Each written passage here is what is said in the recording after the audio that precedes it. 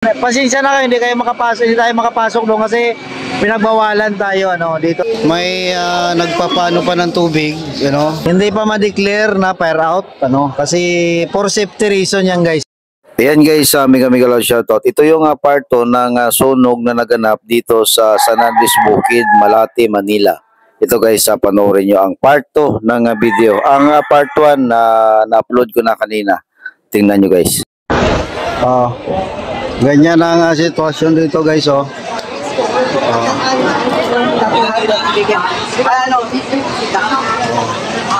dito nila pinalusot yung isa pa, Maliban doon sa San Andres sa Sports Complex kanina, dito rin nila pinalusot yung iba, Yan, So hindi tayo makapasok, may nakabantay Doon sa looban yan, Eskwela. Kanina pinasok natin yung kabila. Dito hindi tayo makapasok kasi may mga pulis dito banda. Mga residente nandito, Yan. So yan, binabantayan talaga kasi yung iba baka pumasok na hindi taga rito. At may nakikita akong mga gasolito or tawag yan, mga maliliit portable na kalan. Yan kasi pwede ring maging pagsimulan ng sunog, So kinolekta nila.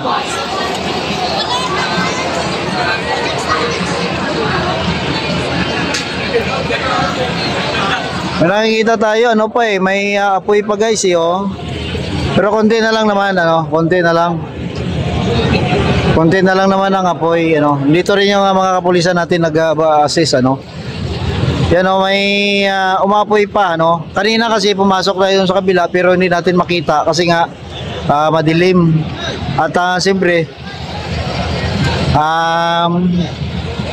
baka mabasa din ang ating cellphone. Siyempre nagpapa-shower pa kasi sila or papasirit ng tubig. Naamoy ko dito sa aking position ngayon ang amoy ng sunog ng mga kable, mga kuryente, So isa din yan sa delikado, yung mga amoy ng kuryente. Yan, hindi pa pinapasok. Yan, dumating na yung mga reporter. Sorry, naunahan na kita. Yeah, sige. Payan sir. Pinalis tayo. Para yung magtatrabaho ko tayo. Yung sa talaga. Mga i-sport. Yung mga nakakasalapan sa basada. Yan ang dati.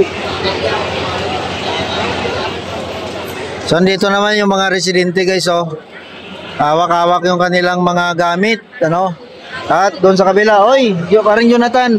So yan ang mga residente nandito. Hindi muna kasi sila pinapasok hanggat hindi pa ma-declare na fire out, Kasi for safety reason yan guys, For safety reason. Hindi pala, nakita namin nga hindi umaapoy na agad. Ayan So hindi pa talaga totally dineclare na fire out. Pero may usok pa kasi konti, So hanggang hindi na yan mawala yung usok, hindi yan alis ang mga bumbero dito.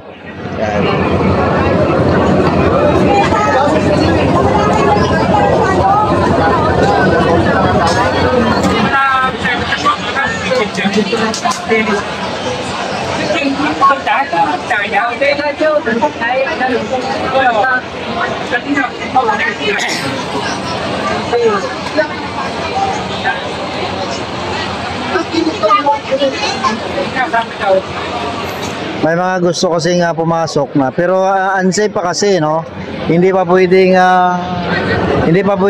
papasukin kasi baka mamaya may apoy pa, So nakabantay yung ating mga kapulisan. kapag sa mga residente.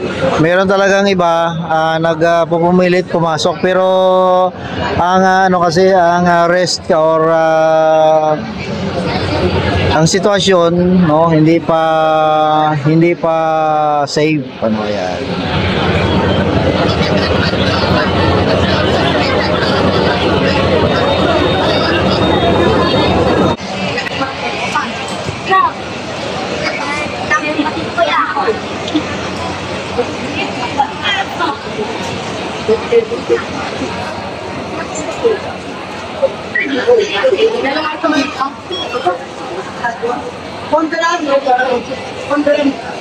Sa mga residente, dyan na lang talaga. Pero doon sa kabila, walang nagbabantay. Pwede pumasok din eh. So bakit dito lang binantayan? Dapat doon din binantayan. Kasi for safety reason naman kasi to, no? For safety reason.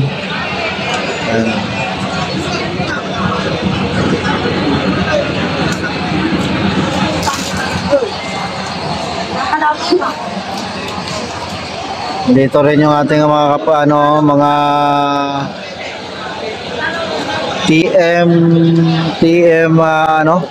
TMRU, no?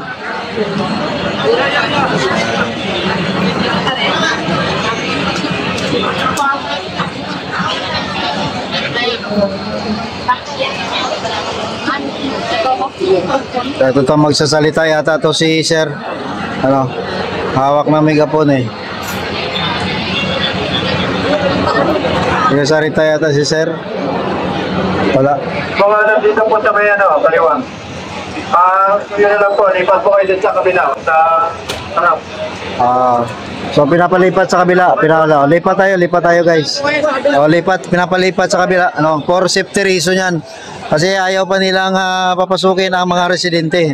Daming residente guys, oh.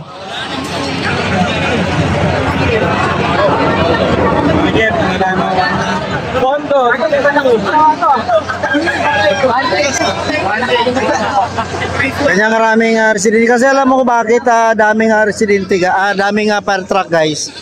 Kasi itong area na to talagang super daming daming bahay. At yung mga fire truck na yan, malapit lang dito yan. Ano, tingnan nyo, Paco, no, malapit lang yan. Ano, kaya yun, talagang volume talaga ng fire truck ang pupunta, no. Isang tawag lang, puntahan agad. Yan. So ganyan karaming fire truck kasi malalapit lang yan guys, ano. Paco, mayroon nga kita ko kanina, nandun lang sa Pasay, nag-responde rin, no? Kasi itong Quirino, malapit lang yan, isang kanto lang ay Pasay na, no? Malapit lang to sa Pasay. So yan, ano, pinalipat sila dito. Yan, no, daming residente dito, kawawa ba, no? So ang abangan dito, ang pagdating, no, ng bigay ng tulong, ano, ng ating mga opisyalis. Yun, may nakuha pang nabuhay pa yung manok, nasa salba pa yung manok, no? So nasalba pa yung manok. So yan, pa sila, nagpaandar ng ibig sabihin, nagbuga pa sila ng apoy. Nagbuga pa sila ng tubig, you know. Kasi baka may apoy pa.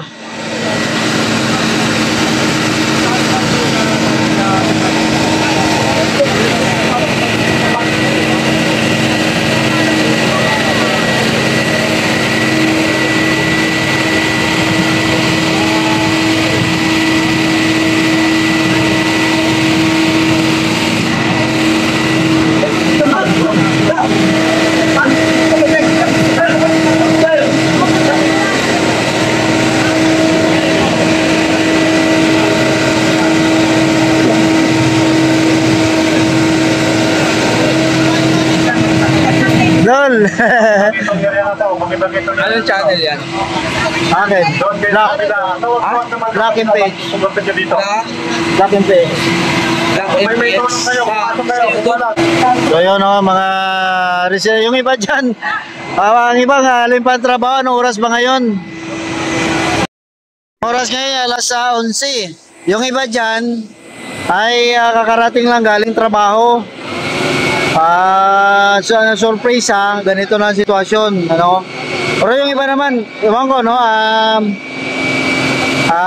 Kung ilang bahay ang nasunog, pero nakita natin kanina medyo marami-rami din, ano, ang nasunog.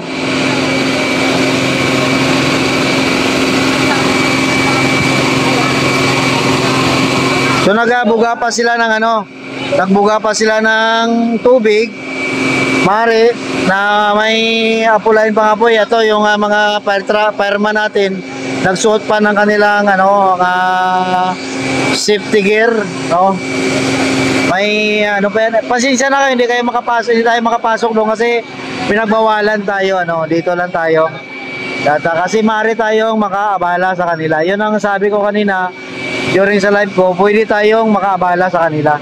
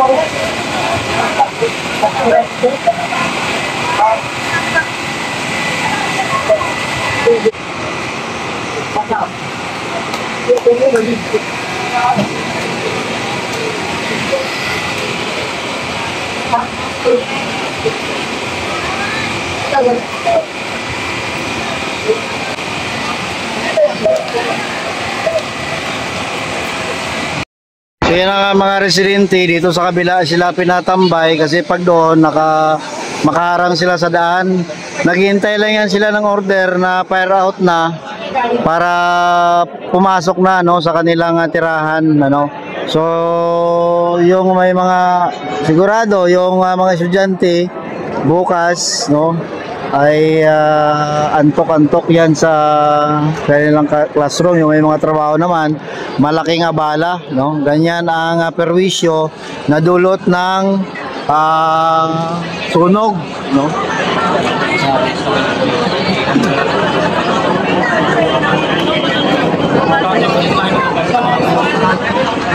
Yan Yan guys, dito tayo sa San Andres Bukid. Yan ang sitwasyon dito. Salamat guys. Paki-click, like and share naman ating video. Sa hindi pa naka-subscribe, subscribe na guys, So bukas tingnan natin diyan ang sitwasyon kung saan ba talagang nasunog para makita natin. Ngayon hindi tayo pwedeng makapasok dahil nga hindi naman tayo residente at hindi pa nila hinayaan makapasok ang mga tao hangga't hindi pa safe, kasi delikado. Salamat guys, mag-ingat po tayo.